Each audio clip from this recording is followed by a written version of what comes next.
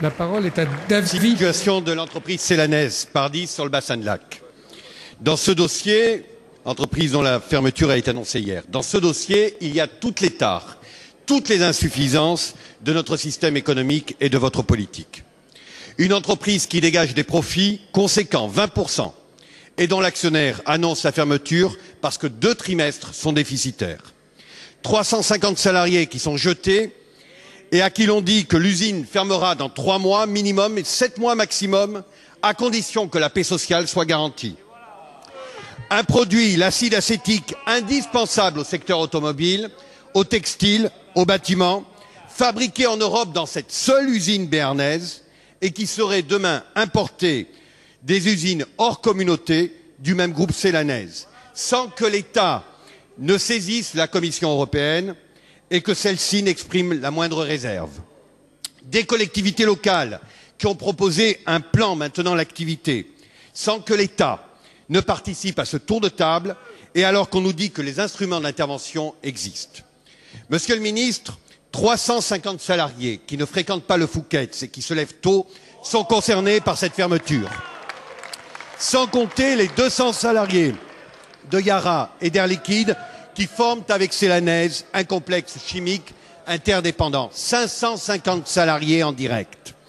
Pour les Français, moins de 2 ans après la présidentielle, la rupture, ce n'est plus que la facture. La facture industrielle. La facture sociale. Aussi, monsieur le ministre, nous souhaitons savoir ce que vous comptez faire. Nous souhaitons que vous puissiez nous exprimer, que vous puissiez dire que vous allez refuser ce plan social et que vous accepterez qu'un éventuel repreneur puisse reprendre les actifs industriels de Célanaise alors que celle-ci, aujourd'hui, a annoncé son refus. Monsieur le secrétaire d'État à l'emploi.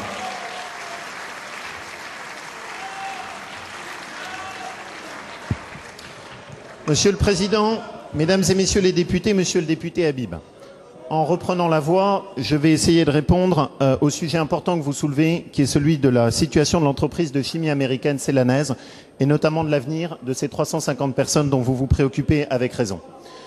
De ce point de vue, sur le dossier précis sur lequel vous nous interpellez dans la région des Pyrénées-Atlantiques, il y a 3 priorités sur lesquelles nous devons essayer de travailler ensemble. La première, vous l'avez rappelé, nous devons tout faire pour que ce site puisse faire l'objet d'une reprise par un autre industriel et qu'il ne soit pas simplement rayé de la carte.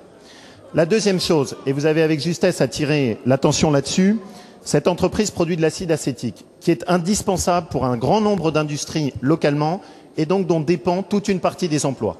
De ce point de vue, on ne peut pas se contenter de regarder ce dossier comme un dossier isolé, mais il faut que nous prenions en compte très en amont son impact sur la totalité du tissu industriel local que vous essayez de défendre. Enfin, le troisième point, c'est celui des restructurations, et notamment de la question, si jamais le groupe décide de fermer, des plans de revitalisation et des obligations de reconversion qui leur seront imposés. La France a un dispositif en la matière qui est exigeant. Nous donnerons des instructions pour qu'il soit appliqué avec la plus grande fermeté. Sur ce dossier, personne n'a à ce stade de solution miracle, mais nous sommes tout à fait prêts à travailler avec vous pour essayer d'apporter des réponses concrètes. Merci.